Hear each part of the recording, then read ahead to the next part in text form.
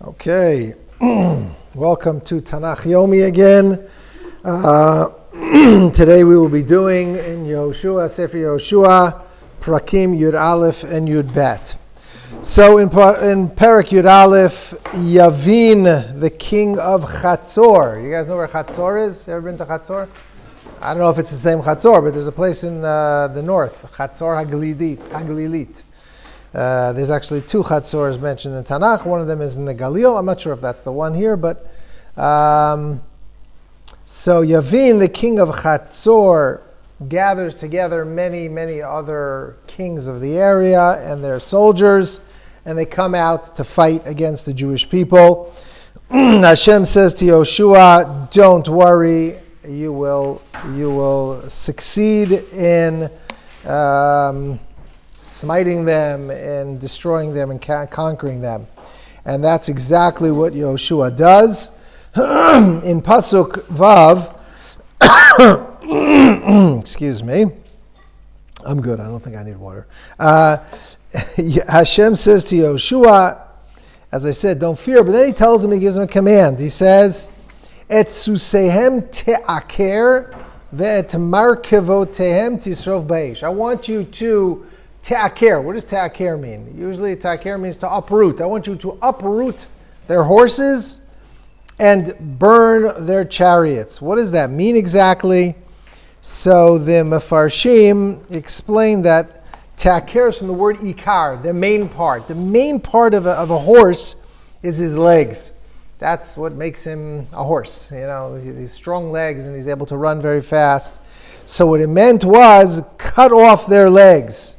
Cut the legs of the horses and burn their chariots. And that's exactly what Yehoshua does. He attacks this vast army that's coming to fight against him.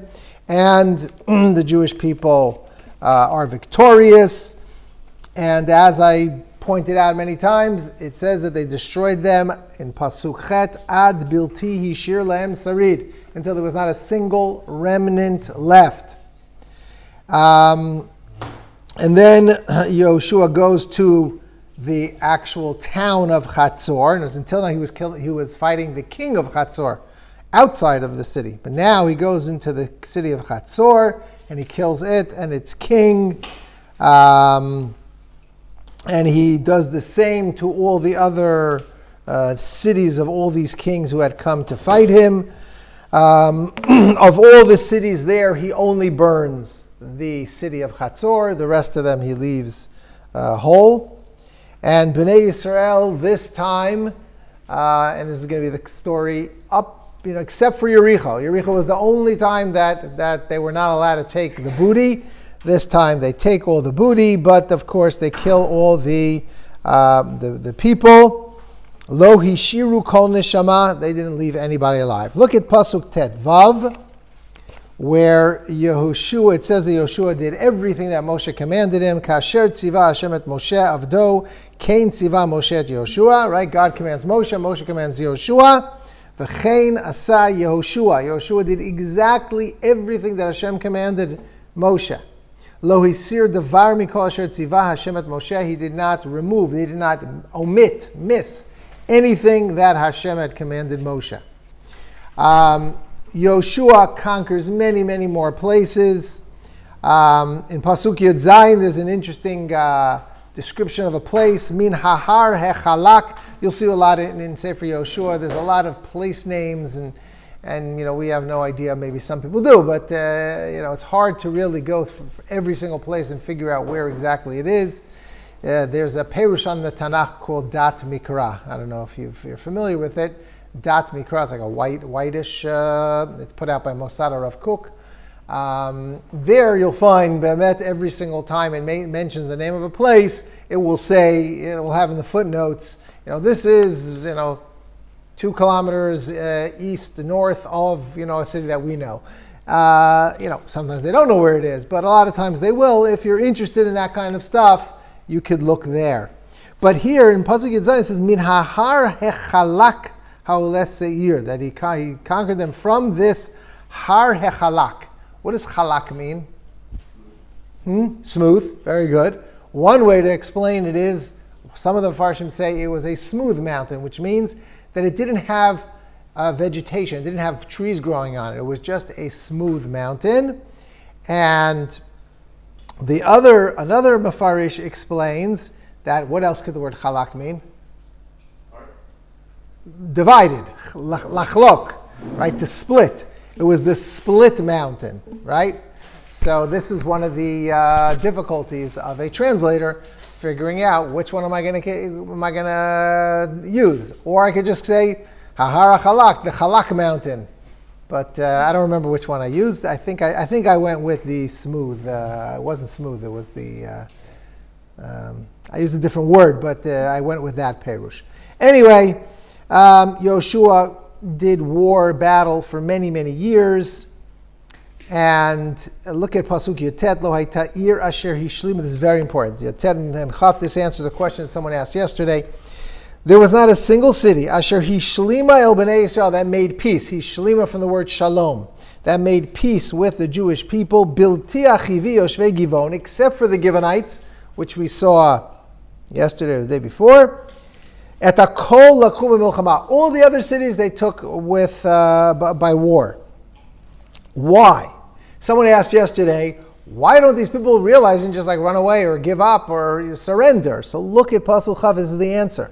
Ki me'eit Hashem hayta lechazek et libam. You know what, just like God hardened Pharaoh's heart so that he could show his wonders to the world, and because Pharaoh deserved it, because he did so much evil that he deserved for his free will to be taken away, the way the Rambam explains it.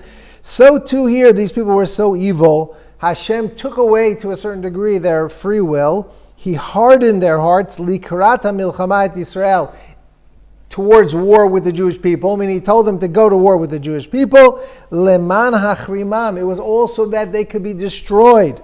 Because you imagine, if they would have said, no, we'll make peace, then the Jewish people would not have been able to kill them, and then they would still be around.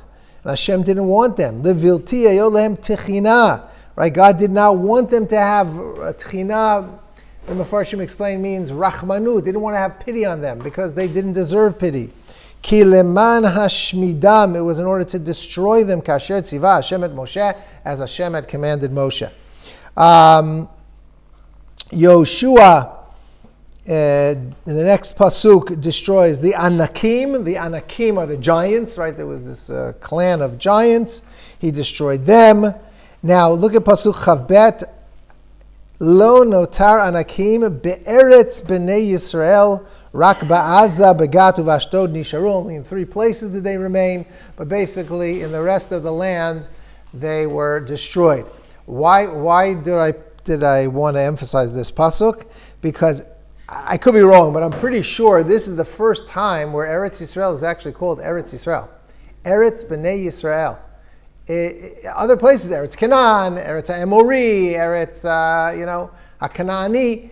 Here, it's finally being called Eretz B'nei Yisrael, because once the nations were destroyed, and throughout the Torah it was called Eretz Canaan, but now it has become officially, totally Eretz Yisrael, the land of the Jewish people. So, as we said, Yehoshua conquers the whole land. Well, not exactly the whole land, but most of the land, and divides it up to the Jewish people as a nachala, as we'll see in the upcoming chapters. Okay, Perek Yud Bet, chapter 12. So this is really split into 2 parts. First, the Navi reviews what had already happened in the Torah with Moshe Rabbeinu. The kings that Moshe destroyed, conquered, defeated on the other side of the Jordan River, and gave their lands to the 2.5 tribes of Reuven, Gad, and Chatzi Sheva Menashe, as it says in Pasuk Aleph, Ve'elam alchei ha'aretz asher hiku b'nei Yisrael, in the days of Moshe. Vayirushu et artzam be'ever hayardei Mizrach, on the eastern side of the Jordan, Mizrach HaShemesh. Minachal Arnon and Har Chermon v'chal Arava Mizrach, and then it goes through a list of all the places that were conquered. Interestingly, in Pasuk Gimel, it mentions something we're all familiar with: V'harava ad Yam Kinrot. Yam Kinrot is the Kinneret, the right? We call it a yam, but it's not really a yam. It's a lake.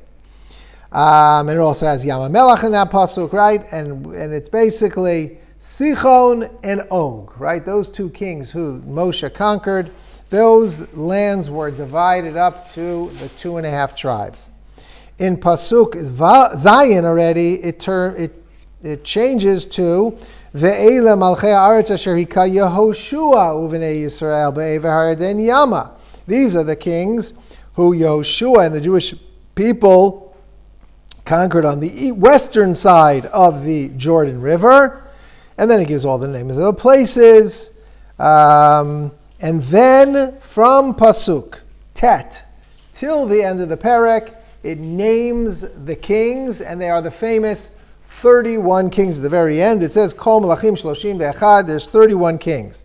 Let's just read a few of them in Pasuk Tet. Melech Yericho Echad, Melech Ha'ai Asher Mitzad Beit El Echad, and as after each king it says Echad, Echad, Echad. Right? Melech Yerushalayim Echad, Melech Hebron Echad, Melech Yarmut, etc., etc. There are a few places where you have to sort of understand what the pasuk is saying. Let's, for example, Chav Bet, Melech Kedesh Echad, Melech Yoknaam La Carmel Echad. What does that mean, La Carmel? It's Shayach, it belonged to the Carmel. So it's Melech Yoknaam, the king of Yoknaam, which belongs to, is part of the Carmel. That was Echad. Melech Dor, Linafat Dor. Nafat is a district. The king of Dor, that belongs to the district of Dor. That was Echad. Melech Goyim of the Gilgal Echad. Melech Tirza Echad. Kol Melachim Shloshim Ve'echad. All of them were 31. Yeah. It's the first time Yerushalayim is mentioned. I think we had it also. Yeah, we had it yesterday. Adoni Tzedek, I think it was his name. Yeah, in Pasuk Gimel and Perek Yud, Vayishlach Adoni Tzedek Melech Yerushalayim. Yeah. I want to just end with one. Yeah, sorry. Why is the Navi repeating all these kings? Okay, so maybe what I'm about to say is an answer to it. So the rabbis state in the Midrash. I don't know. Is this one of the footnotes? Maybe in the Israel Bible. I didn't get to check it out. But the rabbis ask in the Midrash, 31 kings? I mean, the state of Israel, the land of Israel, as we know it, within the small borders of Israel, from the river to the sea, and I'm not talking about to the Euphrates, the smaller borders of Israel, which they're now conquered, is around the size of New Jersey, right? That's what they say, It's not a very big land. How could there be 31 different kings? Like, that makes no sense. There'd be one king of Israel, maybe two. Right? Maybe there's 2 or 3 different districts. 31 kings, yeah? City-states. Okay. That's probably what Chazal are saying. So the Chazal answer as follows. The rabbis answer as follows. That every king in the world, in other places throughout the world, wanted a part in Eretz Yisrael. And it was to the point where if you didn't have a city in the land of Israel, you didn't make it to the club of the kings, of the important kings, the great kings. So these 31 kings, it doesn't mean that this was their only place. They had countries somewhere else, but they also had their foothold, their share in the land of Israel. See, the land of Israel is not only beloved to the Jewish people, it's beloved to God, it's beloved to our Avot HaKadoshim, and it's also beloved to the nations of the world. They also recognize how special the land of Israel is, and everyone wanted a part in it. And we see that to this day. We see that every nation wants, they're not willing to give it to us. They're not willing to leave that. It should only be the Jewish people, right? What does that mean? Jerusalem should be an internationalized city, right? This should not be only yours. Why should you be the only ones in charge of it? Well, the answer is, right here we see that God let us conquer these 31 kings because they don't belong here. It's very nice that they want a part in it. They can have a part in it. They can help us and they can be partners with us. But the land of Israel, as we pointed out right before, that it's Eretz B'nai Yisrael. It is now from here on in Eretz B'nai Yisrael. It belongs to the Jewish people. And anybody else is foreign to the land. And again, they can come and they can be partners with us. They can help us. But to actually own the land of Israel only belongs to the Jewish people. Okay.